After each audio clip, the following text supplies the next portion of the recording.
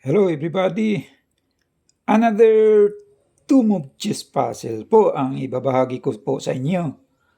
Ang block nito na king, nandito po. Mayroon siyang isang bishop, isang knight, at mayroon siyang isang pawn. Samantalang ang white, nandito yung kanyang king. Nandito naman yung kanyang queen. Mayroon siyang isang rook. Ang direction ng black ay papunta rito po. White first to move and black made in two moves. Ganyan po siya. Ang black nga pala nito ay mayroon lang siyang isang square na matatakbuhan dito po.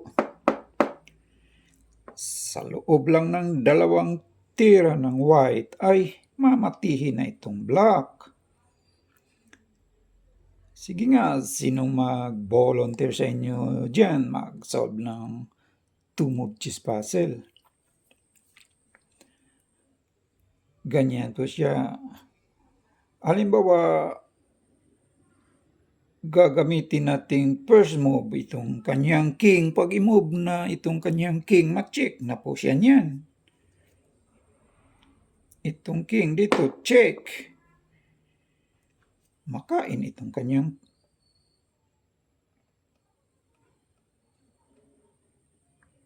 kapag mag-check siya dyan, hindi pala niya kainin. Pupunta siya rito. Pag ganyan, nasaan na yung check for mate? Kapag nag-check siya rito, mayroon pa siyang isang square na mapupuntahan, di walang mati. Ganyan po siya. White first move and block mate in two moves.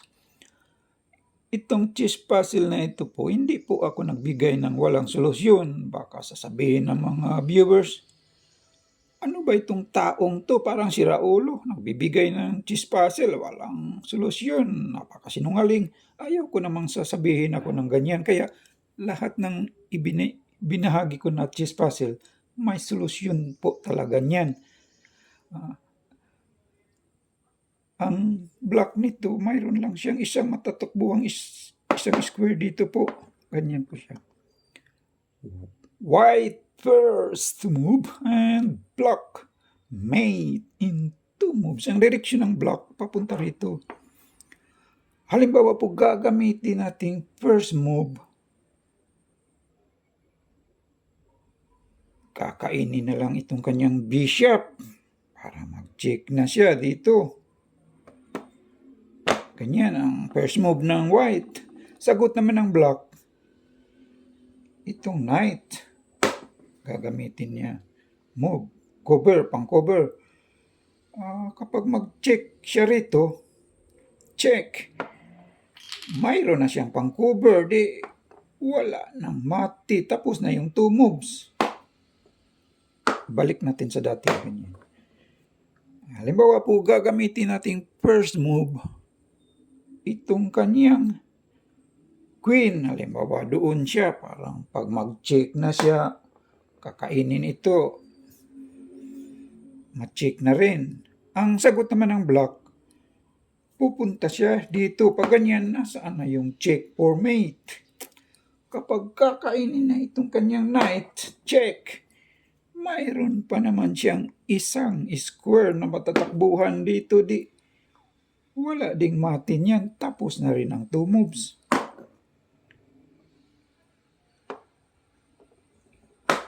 Ang direksyon ng black, papunta rito. Sa loob lang ng dalawang tira, mamatihin na itong kanyang king. Black nito, mayroon lang siyang isang matatakbuhan. Maaari pong, halimbawa po ang gamitin nating first move, itong rook, maaari pong kakainin ng kanyang bishop, ganyan. Sagot naman ng black, pupunta lang siya dito. Pag ganyan, nasaan na yung check for mate?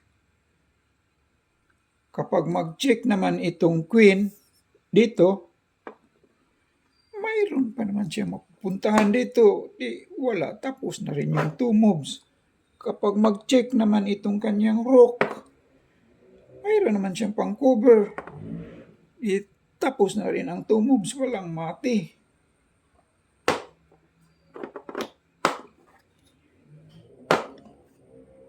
Ang direksyon ng black, papunta rito. Ang black nito, mayroon lang isang square na patakbuhan dito. Sa loob lang ng 2 tira ay mamatihin na ito. Black.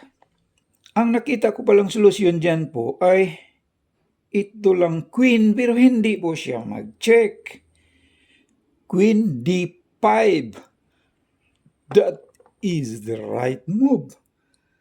Kapag kakainin ng kanyang bishop, ma-checkmate siya dyan by rook. Ito, checkmate.